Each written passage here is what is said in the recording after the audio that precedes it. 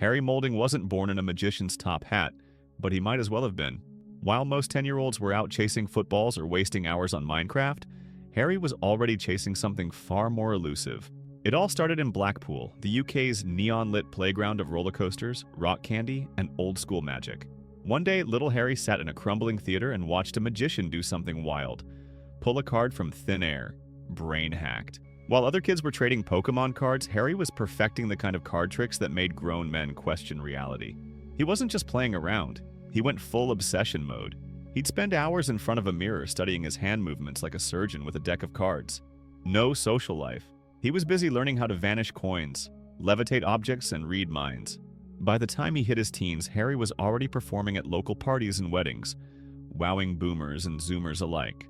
While his classmates were practicing TikTok dances, he was building the foundations of a career in illusion. Magic wasn't just a hobby, it was the whole plan. No backup, no just in case. Just Harry, his ambition, and a deck of cards sharper than a divorce lawyer. Harry didn't just grow up, he leveled up. From a scrappy kid with a trick or two to a serious name in the world of close-up magic. He had the charisma, the skills, and the Blackpool hustle in his blood. When most teens were applying for part-time jobs at McDonald's, Harry was performing at black tie events, shaking hands with high rollers and leaving people genuinely stunned. Not, wow, that's cute, stunned. Existential crisis. And this was just the beginning. Before he ever stepped on the Britain's Got Talent stage or made headlines with a live proposal stunt, Harry was already becoming the magician who didn't just do tricks. He made moments. Harry Moulding didn't grow up in some quiet village sipping tea and playing with Lego. He grew up in Blackpool, the UK's wild child of entertainment. This place isn't just a town. It's a living, blinking circus that never shuts up. Think flashing arcades, haunted houses, fortune tellers, and fish and chips at 3 a.m. on a Wednesday. It's where every street performer thinks they're David Blaine and every stage has a spotlight waiting to be claimed. Harry didn't just walk those streets, he absorbed them. As a kid, he wasn't dreaming of becoming a fireman or a banker. He was in the audience watching live magic shows and thinking, I can do that better. He didn't see entertainers as celebrities. He saw them as blueprints for his future. While other kids were out kicking footballs and downloading Angry Birds, Harry was deep in the lab, aka his bedroom, with decks of cards, coins, string, and mirrors, failing again and again until the failure turned into finesse. Blackpool gave him the stage. He just needed to learn how to own it. By the time he was a teenager, he was already working events, booking gigs, and doing magic for grown adults who couldn't explain what just happened. In a town full of distractions, Harry found focus. And in a town built for entertainers, he decided he wouldn't just be part of the show. He'd become the headline. Imagine trying to shuffle cards while strapped into a chair, rocketing 230 feet into the sky, hair flying, heart rate maxed, people screaming next to you, and still nailing the trick. That's what Harry Moulding did. While most magicians were playing it safe on quiet stages with controlled lighting and calm assistance, Harry looked at the big one, Blackpool's most famous roller coaster, and said, let's do it there. He turned adrenaline into a stage prop. He turned gravity into a co-star. It wasn't just a trick. It was a message. Magic has no limits anymore. As the coaster dropped, the wind howled and the G-forces kicked in. Harry executed a routine so tight, so clean, that even magicians watching from home were like, there was no room for error, no second take, no hiding behind clever camera work. This was raw skill and audacity on full display. You can rehearse all day in your living room, but you can't fake focus when your body is in free fall. The roller coaster trick wasn't just for clout. It was a flex, a line in the sand. Harry wasn't just doing magic anymore. He was rewriting the rulebook policy on where and how it can happen. Britain's Got Talent. Semi-final night. 4 judges, live audience, national TV. The pressure? Unreal. Most acts crack. Some get buzzed out. Others play it safe. Harry Moulding walked in with a plan so bold it risked turning his personal life into public spectacle. A magic trick that would end in a real marriage proposal, on stage in front of the entire country. No smoke, no wires, just performance, emotion, and absolute precision. This wasn't just magic. It was romantic theater, engineered for maximum impact. He built the routine like a narrative, turning cards into memories, predictions into heartfelt moments, until finally, he dropped to one knee and popped the question. The crowd lost it. People in the audience were crying. Simon Cowell looked shook. And then, KS stood up and hit the golden buzzer. Like he was launching a nuke, golden confetti roars from the crowd. A real yes. The internet imploded. It was one of those moments you can't fake, can't repeat, and definitely can't forget. And Harry didn't just perform a trick, he told a story, lived a moment, and made it immortal. He didn't just steal the show, he became the story. In a season full of talent, stunts, and spectacle, Harry Moulding made love go viral. But here's the thing about magic on live TV.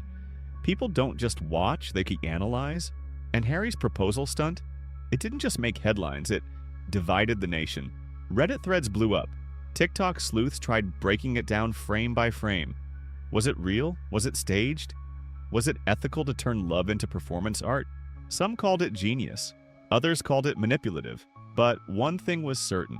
Everybody was talking about it. The debate spilled into comment sections, radio shows, and even morning TV.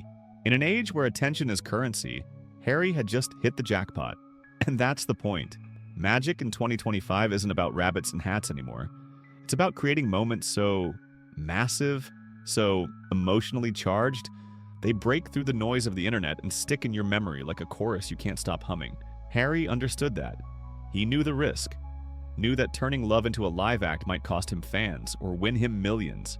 But he did it anyway, and in doing so, he didn't just fool the audience. He made them feel something.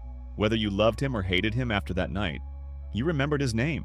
That's the real magic. So Harry Moulding walks onto the stage at the Britain's Got Talent semi-finals and does the unthinkable. He drops a trick and a proposal. The crowd goes feral. Judges are on their feet. Amanda's crying. Ant and Dec are somewhere backstage losing their minds. Kei Chawayasis jumps up and smashes the golden buzzer like he's detonating a nuke. Internet moment? Locked. Career defining? Almost. Because then, the internet happened. Viewers started crawling out of the woodwork like conspiracy theorists during a full moon. They're actors. This was scripted from day one. Accusations flew in like darts at a magician's back, questioning not just the performance, but Harry's honesty. Now here's the thing. When you're that good at blurring the line between reality and illusion, some people can't handle it. They short circuit. So Harry had a choice. Hide or hit back. And he didn't flinch. He responded like a pro, stating loud and clear. Nothing was staged. This was 100% real. The emotions were real. The moment was real. Because here's what people forget. Just because something looks magical doesn't mean it's fake. Sometimes the magic is in the moment. And when you're creating illusions that powerful, people don't just doubt the trick, they doubt reality. That's when you know you've done something unforgettable. Here's something most people don't know. In the world of magic, there's a secret society more exclusive than the Illuminati and more guarded than Area 51. It's called the Magic Circle. And Harry Moulding? Yeah, he's in. This isn't some casual club where you learn how to pull flowers out of your sleeve. This is a full-blown elite society built to protect, promote, and preserve the deepest secrets of magic. Getting accepted is like being knighted with a deck of cards. You don't just sign up, you earn it through talent, originality, and a test that'll break you if you're not the real deal. It's the kind of place where the top 1% of magicians share tricks that have never seen daylight. A place where the line between illusion and reality gets redrawn every day. Harry didn't sneak in. He wasn't handed a spot. He earned it, one flawless trick at a time. While others were uploading amateur magic videos to TikTok, Harry was building respect with the old guard, the kind of magicians who can silence a room with a single card flip. He's sitting at the same table, trading ideas, learning ancient techniques, inventing new ones. Being part of the magic circle doesn't just mean you're good, it means you're one of the best. And Harry didn't just enter the circle, he brought with him a new energy, a modern flair, and a hunger to push magic further than it's ever gone before. Let's get one thing straight. Harry Moulding isn't just a magician on TV, he's a full-blown experience you can book. And people do. We're talking luxury weddings, top-tier corporate galas, ultra-private VIP parties where the champagne costs more than your car. And in every single one, Harry doesn't just show up, he takes over. 1 second you're holding a wine glass, the next you're holding your breath, staring at a card that shouldn't exist. He walks into the room and instantly flips the vibe. Because when Harry performs, he's not just doing tricks, he's bending reality in real time, with zero edits, no smoke, no mirrors. Just pure, raw illusion. At weddings, he turns the reception into a wonderland. At conferences, he makes CEOs and CFOs look like giddy school kids. At birthday parties, forget clowns. Harry is the show. His style is sleek, charming, and totally unhinged in the best way. He'll read your mind, vanish your watch, or predict your next thought before you've even had it. And the craziest part? He makes it look easy. No flashy explosions, no Vegas overkill. Just effortless, cool charisma and a level of precision most people can't even process. Book Harry for an event, and you don't just get entertainment, you get an unforgettable moment burned into the brains of every person in the room. Now let's talk about what separates Harry from every other magician spinning coins and flipping cards. While others are still pulling scarves out of sleeves, Harry's hacking the system. He's building illusions that feel like Apple keynote presentations crossed with Christopher Nolan plot twists. Audio timed to the millisecond. Pre-recorded but blended so seamlessly into his live acts, you'd think you just glitched into a simulation. He's not just using tech, he's weaponizing it, making it part of the act, the story, the jaw-dropping moment that hits your brain like a plot twist you never saw coming. In one act, a screen predicted a spectator's choice before they even said it out loud. In another, a video message he recorded days earlier suddenly responds in real time to a decision someone just made on stage. What is this? Magic? Tech? Time travel? All of the above? And that's the point. Harry's turning 21st century tools into 22nd century illusions. It's not just modern, it's next level. He's the kind of performer who makes you wonder, did I just see a magic trick? Or did I just witness the future of live performance? Either way, you'll walk away with your mind scrambled, your mouth open, and your phone in hand Googling. How the hell did he do that? Harry Moulding doesn't just perform at you. He performs with you. If you're sitting in the audience thinking you'll just chill, sip your drink, and watch the magic happen from a distance, nope, not happening. Harry will pull you right out of your chair and into the spotlight. One second you're a random face in the crowd, and the next your signed card is showing up inside a sealed can of soda. And the can was unopened, and it was in your own hand.